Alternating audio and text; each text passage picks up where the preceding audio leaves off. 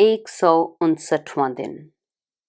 पुराने अहदनामा में से आज की तिलावत दूसरा सैमुएल उसका 13वां बाब पहली आयत से लेकर 39वीं आयत तक। और इसके बाद ऐसा हुआ कि दाऊद के बेटे अबीसलूम की एक खूबसूरत बहन थी जिसका नाम तिमर था। उस पर दाऊद का बेटा अमनून आशिक हो गया और अमनून ऐसा कुढ़ने लगा कि वो अपनी बहन तिमर के सबब से बीमार पड़ गया क्योंकि वो कुंवारी थी। सो अमनून को उसके साथ कुछ करना दुश्वार मालूम हुआ।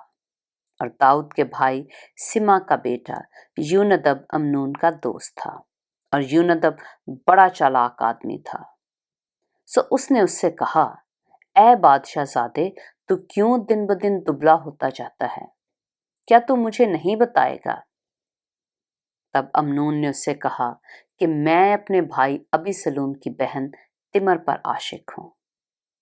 यूनदब ने उससे कहा, तू अपने बिस्तर पर लेट जा और बीमारी का बहाना कर ले, और जब तेरा बाप तुझे देखने आए तो तू उससे कहना, मेरी बहन तिमर को जरा आने दे कि वो मुझे खाना दे और मेरे सामने खाना पकाए ताकि मैं देखूं और उसके हाथ से खाऊं। सो अमनून पड़ गया और उसने बीमारी का बहाना कर लिया। और जब बादशाह उसको देखने आया तो अमनून ने बादशाह से कहा, मेरी बहन तिमर को जरा आने दे तो वो मेरे सामने 2 पूरियां बनाए ताकि मैं उसके हाथ से खाऊं। सो दाऊद ने तिमर के घर कहला भेजा कि तू अभी अपने भाई अमनून के घर जा और उसके लिए खाना पका। सो तिमर अपने भाई अमनून के घर गई और वो बिस्तर पर पड़ा हुआ था और उसने आटा लिया और गूंधा और उसके सामने पूरियां बनाई और उनको पकाया और तवे को लिया और उसके सामने उनको उंडेल दिया, पर उसने खाने से इनकार किया। तब अमनून ने कहा कि सब आदमियों को मेरे पास से बाहर कर दो। सो हर एक आदमी उसके पास से चला गया। तब अमनून ने तिमर से कहा कि खाना कोठरी के अंदर ले आ ताकि मैं तेरे हाथ से खाऊं। सो तिमर वो पूरियां जो उसने पकाई थीं उठाकर उनको कोठरी में अपने भाई अमनून के पास लाई। और जब वो उनको उसके नजदीक ले गई कि वो खाए तो उसने उसे पकड़ लिया और उससे कहा, ऐ मेरी बहन, मुझसे वसल कर। उसने कहा, नहीं मेरे भाई, मेरे साथ जबर न कर, क्योंकि इस्राएलियों में कोई ऐसा काम नहीं होना चाहिए। तू ऐसी हमाकत न कर, और भला मैं अपनी रसवाई कहाँ लिए फिरूंगी? और तू भी इस्राएलियों में अहमकों में से एक की मानद ठहरेगा। सो तू बादशाह से अर्ज कर, क्योंकि वो मुझको तुझसे रोक नहीं रखेगा। लेकिन उसने उसकी बात ना मानी, और चूंकि वो उससे जोरावर था इसलिए उसने उसके साथ जबर किया और उससे सोहबत की। फिर अमनून को उससे बड़ी सख्त नफरत हो गई, क्योंकि उसकी नफरत उसके जज्बा इश्क से कहीं बढ़कर थी। सो अमनून ने उससे कहा, उठ चली जा।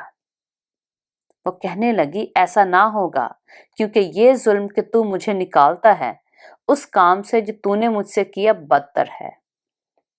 पर उसने उसकी एक ना सुनी। तब उसने अपने एक मुलाजिम को जो उसकी खिदमत करता था बुलाकर कहा, इस औरत को मेरे पास से बाहर निकाल दे और पीछे दरवाजा की चिटकनी लगा दे। और वो रंग बरंग का जोड़ा पहने हुए थी, क्योंकि बादशाहों की कंवारी बेटियां ऐसी ही पोशाक पहनती थीं। गर्ज उसके खादम ने उसको बाहर कर दिया और उसके पीछे चिटकनी लगा दी। और तमर ने अपने सर पर खाक डाली और अपने रंग बरंग के जोड़े को जो पहने हुए थी चाक किया और सर पर हाथ धरकर रोती हुई चली। उसके भाई अबीसलूम ने उससे कहा, क्या तेरा भाई अमनून तेरे साथ रहा है? खैर, ऐ मेरी बहन, अब चुपकी हो रहा है, क्योंकि वो तेरा भाई है, और इस बात का गम ना कर। सो तिमर अपने भाई अबीसलूम के घर में बेकस पड़ी रही। और जब दाऊद बादशाह ने ये बातें सुनी तो निहायत गुस्सा हुआ اور ابی سلوم نے اپنے بھائی امنون سے کچھ برا بھلا نہ کہا، کیونکہ ابی سلوم کو امنون سے نفرت تھی، اس لیے کہ اس نے اس کی بہن تمر کے ساتھ جبر کیا تھا۔ اور ایسا ہوا کہ پورے 2 سال کے بعد بھیڑوں کے بال کترنے والے ابی سلوم کے ہاں بال حصور میں تھے، جو افرائیم کے پاس ہے، اور ابی سلوم نے بادشاہ کے سب بیٹوں کو دعوت دی۔ سو ابی سلوم بادشاہ کے پاس آ کر کہنے لگا کہ تیرے خادموں کے ہاں بھیڑوں کے بال کترنے والے آئے ہیں، سو میں منت کرتا ہوں کہ بادشاہ ماں اپنے ملازموں کے اپنے خادم کے ساتھ چلے۔ تب بادشاہ نے ابی سلوم سے کہا، نہیں میرے بیٹے، ہم سب کے سب نہ چلیں، تا نہ ہو کہ تجھ پر ہم بوجھ ہو جائیں۔ اور وہ اسے بجد ہوا تو بھی وہ نہ گیا، پر اسے دعا دی۔ تب ابی سلوم نے کہا، اگر ایسا نہیں ہو سکتا تو میرے بھائی امنون کو تو ہمارے ساتھ جانے دے۔ بادشاہ نے اس سے کہا، وہ تیرے ساتھ کیوں جائے؟ لیکن ابی سلوم ایسا بجد ہوا کہ اس نے امنون اور سب بادشاہ زادوں کو اس کے ساتھ جانے دیا۔ اور ابی سلوم نے اپنے خادموں کو حکم دیا کہ دیکھو، جب امنون کا دل میں سے سرور میں ہو اور میں تم کو کہوں کہ امنون کو مارو تو تم اسے مار ڈالنا، خوف نہ کرنا۔ کیا میں نے تم کو حکم نہیں دیا؟ دلیر اور بہادر بنے رہو۔ چنانچہ ابی سلوم کے نوکروں نے امنون سے ویسا ہی کیا جیسا ابی سلوم نے حکم دیا تھا۔ تب سب بادشاہ زادے اٹھے اور ہر ایک اپنے خچر پر چڑھ کر بھاگا۔ اور وہ ہنوز راستہ ہی میں تھے کہ داؤد کے پاس یہ خبر پہنچی کہ ابی سلوم نے سب بادشاہ زادوں کو قتل کر ڈالا ہے، اور ان میں سے ایک بھی باقی نہیں بچا۔ تب بادشاہ نے اٹھ کر اپنے کپڑے پھاڑے اور زمین پر پڑ گیا، اور اس کے سب ملازم کپڑے پھاڑے ہوئے اس کے حضور کھڑے رہے۔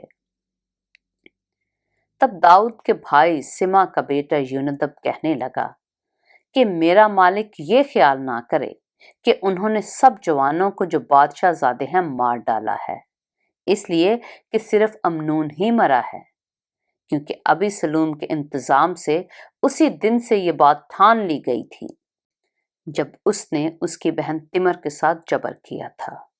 سو میرا مالک بادشاہ ایسا خیال کر کے کہ سب بادشاہ زادے مر گئے، اس بات کا غم نہ کرے، کیونکہ صرف امنون ہی مرا ہے۔ اور ابی سلوم بھاگ گیا، اور اس جوان نے جو نگہبان تھا اپنی آنکھیں اٹھا کر نگاہ کی، اور کیا دیکھا کہ بہت سے لوگ اس کے پیچھے کی طرف سے پہاڑ کے دامن کے راستہ سے چلے آ رہے ہیں۔ تب یونادب نے بادشاہ سے کہا کہ دیکھ، بادشاہ زادے آ گئے، جیسا تیرے خادم نے کہا تھا ویسا ہی ہے۔ اس نے اپنی بات ختم ہی کی تھی کہ بادشاہ زادے آ پہنچے اور چلا چلا کر رونے لگے، اور بادشاہ اور اس کے سب ملازم بھی زار زار روئے۔ لیکن ابی سلوم بھاگ کر جسور کے بادشاہ عمیہود کے بیٹے تلمی کے پاس چلا گیا، اور داؤد ہر روز اپنے بیٹے کے لیے ماتم کرتا رہا۔ سو ابی سلوم بھاگ کر جسور کو گیا اور 3 برس تک وہیں رہا۔ اور داؤد بادشاہ کے دل میں ابی سلوم کے پاس جانے کی بڑی آرزو تھی، کیونکہ امنون کی طرف سے اسے تسلی ہو گئی تھی، اس لیے کہ وہ مر چکا تھا۔ پاک کلام کے پڑھے اور سنے جانے پر خداوند کی برکت ہو۔